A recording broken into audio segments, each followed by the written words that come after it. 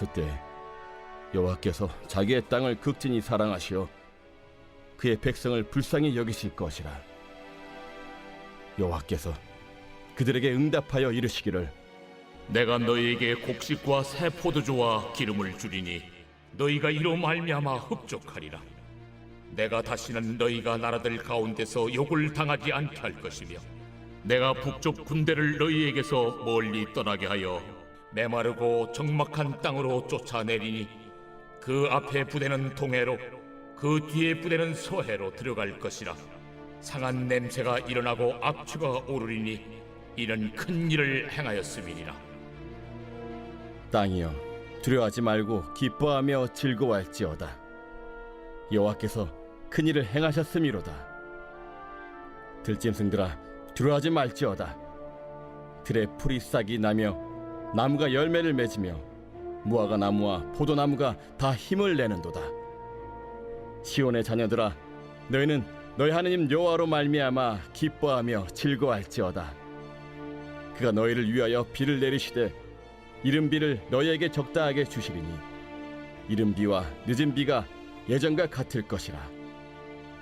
마당에는 밀이 가득하고 독에는 새 포도주와 기름이 넘치리로다. 내가 전에 너희에게 보낸 큰 군대 곧 메뚜기와 느치와 황충과 팥죽이가 먹은 횟수대로 너희에게 갚아주리니 너희는 먹되 풍족히 먹고 너희에게 놀라운 일을 행하신 너희 하나님 여호와의 이름을 찬송할 것이라. 내 백성이 영원히 수치를 당하지 아니하리로다. 그런즉 내가 이스라엘 가운데 있어 너희 하나님 여호와가 되고 다른 이가 없는 줄을 너희가 알 것이다. 내 백성이 영원히 수치를 당하지 아니하리로다. 그 후에 내가 내 영을 만민에게 부어주리니 너희 자녀들이 장래일을 말할 것이며 너희 늙은이는 꿈을 꾸며 너희 젊은이는 이상을 볼 것이며 그때 내가 또 내 영을 남종과 여종에게 부어줄 것이며 내가 이적을 하늘과 땅에 베풀리니 곧 피와 불과 연기 기둥이라.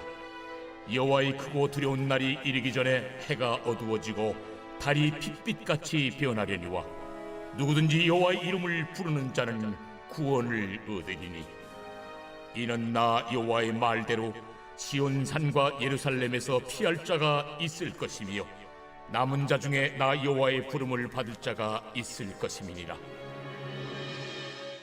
할렐루야. 오늘 말씀으로 또 힘을 얻어 승리하는 복된 하루 되시기를 바랍니다. 어제부터 살펴본 요엘서 2장의 말씀, 여호와의 날에 대한 그 무시무시한 심판의 이야기를 살펴봤죠. 하나님의 공의, 하나님의 의로우심, 심판하실 수밖에 없어요. 하지만 하나님의 사랑, 용서하고 싶어 하시는 그 하나님. 여러분 보십시오. 하나님의 공의와 하나님의 사랑은 정확하게 50대 50인 것 같아요.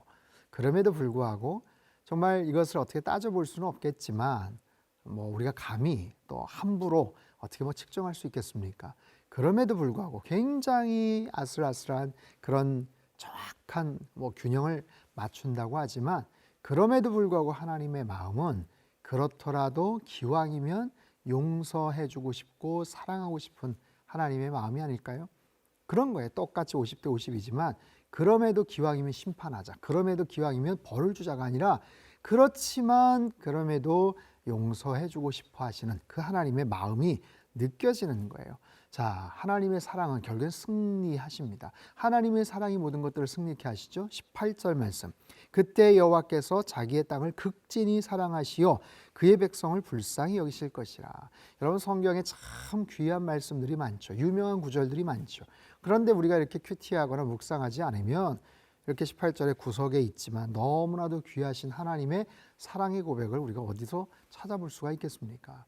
하나님께서 당신의 자기의 땅을 극진히 사랑하시어 그의 백성을 불쌍히 여기실 것이라. 그 무시무시한 하나님의 심판과 재앙에 대한 선포에도 불구하고 결국에는 회복시키기를 원하시고 용서하기를 원하시는 하나님의 어떤 그런 의지와 마음은 결국 사랑이 있어요. 사랑. 하나님의 사랑. 사랑하기 때문에.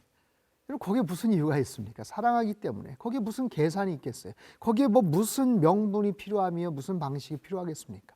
이것이 바로 하나님이 우리를 사랑하시고 우리와 맺고 계시는 그 관계의 어떤 핵심적인 그런 내용입니다. 자, 그런 모습으로 우리를 회복시키신다라는 거예요. 우리가 돌아서면 하나님께서 회복시켜 주시는데, 자, 회복의 내용이 첫 번째, 두 번째, 세 번째 이렇게 좀 나눠볼 수 있어요. 그 첫 번째는 지금까지 있었던 군대 그 재앙을 쫓아내시는 겁니다. 20절을 한번 볼까요?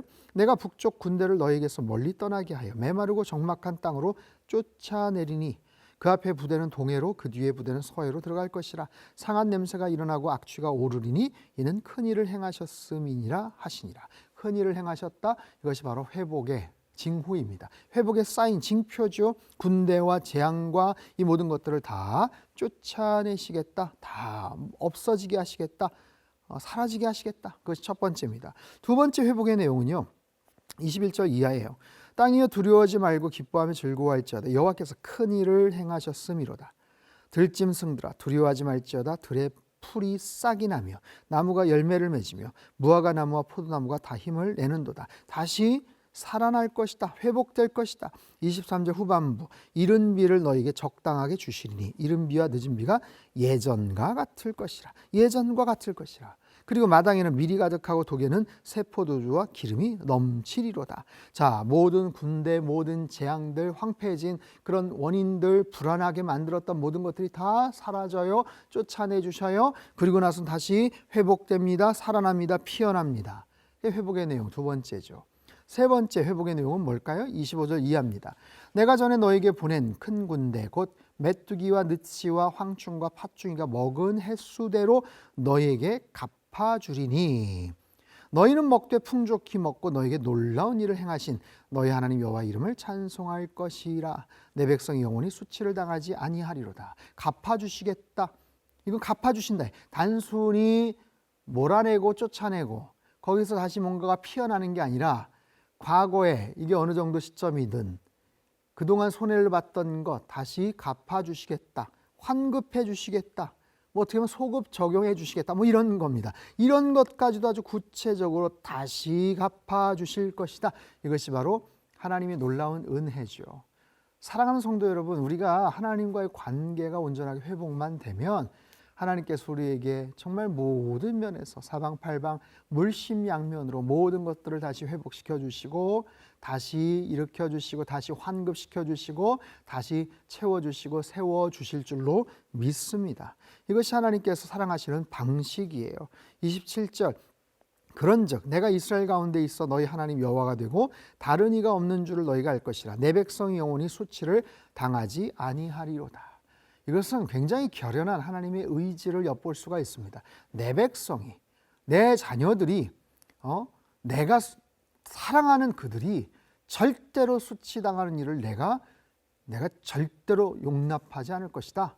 나는 그 꼴 못 본다. 뭐 그런 거죠. 하나님의 백성, 하나님이 함께 하시는 친밀한 관계가 온전하게 회복이 되면서 이제는 영적인 회복으로 온전하게 다시 돌아서는 것을 봅니다. 아주 유명한 구절이 28절 이후에 나오게 되죠.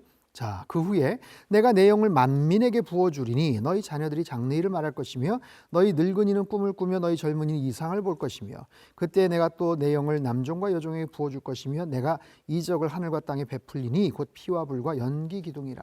여러분 이 말씀 많이 들어보셨죠? 오순절 마가의 다락방에서 성령 강림 사건 이후에 사람들이 신기하면서 술 취한 것 아니냐 했었을 때 베드로가 당당한 모습으로 일어나서 지금 오전 9시인데 무슨 술에 취했겠냐 하면서 아주 합리적이고 당당하게 말씀을 선포할 때 인용했던 구절이 바로 이 말씀 아니겠어요? 내 영을 만민에게 부어주리니 그 후에 내가 내 영을 만민에게 부어주리니. 여러분 만민에게 거기다 한번 표시를 해보십시오. 이것은 그냥 스쳐 지나가는 말이 아니에요. 여러분 구약 시대에는요 하나님의 영이 아무에게나 임하지 않았습니다.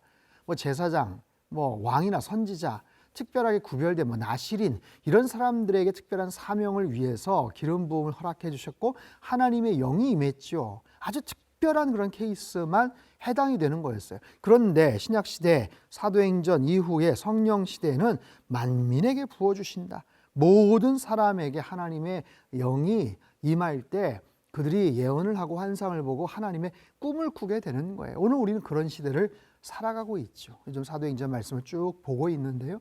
바로 그런 부분에 대한 예언의 성취입니다. 자, 그렇게 될 때 31절 이하 여호와의 크고 두려운 날이 이르기 전에 해가 어두워지고 달이 핏빛같이 변하려니와 32절 누구든지 여호와의 이름을 부르는 자는 구원을 얻으리니. 아멘이죠. 누구든지 여호와의 이름을 부르는 자는 구원을 얻는다. 여러분, 여기에는 어떤 자격 조건이 없어요. 세상에는 어떤 일을 하려면 굉장히 깐깐합니다. 나이 제한, 성별 제한, 여러 가지 지역이나 학벌이나 스펙이나. 그런데 여기는 어떤 조건도 없습니다. 누구든지 모든 사람. 조건은요, 그냥 하나님의 이름을 부르기만 하면 돼요. 여호와의 이름을 부르기만 하면 구원을 얻는다라고 말씀을 하세요. 여기에 놀라운 선교의 역동성, 확장성, 그리고 우리에게 대한 사명과 책임감이 있죠. 누구든지 가능하다고 하는데 우리는 어떻게 할 것인가? 그 사명을 제대로 감당해야 되지 않겠습니까? 자, 마지막 부분 보죠. 이는 나 여호와의 말대로 시온산과 예루살렘에서 피할 자가 있을 것이며 남은 자 중에 나 여호와의 부름을 받을 자가 있을 것임이라. 자, 보세요. 주님의 이름을 부르는 자들은 하나님의 이름을 하나님께서 불러주셔요. 여호와의 부름을 받는다. 하나님이 그들을 부르신다는 거죠. 주님의 이름을 부르는 자는 결국에는 나팔 불 때, 하나님의 나팔 소리, 심판 때 여호와 하나님께서 그 사람의 이름을 다 불러주셔서 구원케 하신다. 이것이 구원의 놀라운 여러 가지 영적인 순환의 그런 논리이고 그런 구조입니다. 자, 사랑하는 성도 여러분, 정말 여호와의 날, 그 심판의 날에 무시무시한 그런 재앙과 환난 속에서 어찌할 바 알지 못했죠. 하지만 하나님의 택하신 자들에게는 기회를 주셔요. 다시 돌아올 수 있는 그 기회, 그 부르심에 응답하고 회개하고 돌아서면 하나님과의 온전한 관계가 회복이 되고 여러 가지 잃어버렸던 또 상실되었던 것에서 다시 모든 것들이 다시 채워지고 회복이 되고, 그리고 여호와의 영, 충만한 하나님의 그런 성령 충만함 속에서 다시 언제나 하나님의 기쁨이 되어 살아갈 수 있다. 이것을 우리에게 허락해 주셨고 보장해 주셨어요. 여러분, 오늘도 성령 충만해서 살아가시기를 바랍니다. 그리고 여호와의 이름을 부르는 모든 사람들에게 구원을 주신다고 말씀해 주셨사오니 또 이런 축복의 말씀을 또 주변 사람들에게 잘 소개하며 또 전도하며 그렇게 하나님의 아름다운 소식을 증거하는 복된 한 날 되시기를 주님의 이름으로 축원합니다. 기도하겠습니다. 참 좋으신 하나님 아버지, 감사합니다. 부족하고 연약한 우리들 회개하고 돌아설 때 잃어버린 모든 것들을 다시 회복시켜 주신다고 약속해 주십니다. 만민에게 또 여호와의 영, 하나님의 거룩한 성령을 부어주신다고 약속해 주십니다. 하나님의 그 놀라운 사랑의 고백들 우리 마음속에 잘 기억하게 하시고 언제나 성령 충만하여서 여호와의 이름을 부르는 모든 자들에게 구원을 주신다고 약속하신 것처럼 선교적인 삶을 살아가고 선교적 교회로서의 그 역할과 책임들을 잘 감당하는 우리 모든 교우들 다 되게 하시고 복된 오늘 한 날 되도록 축복하여 주옵소서. 존귀하신 예수님의 이름을 감사하며 기도합나이다. 아멘.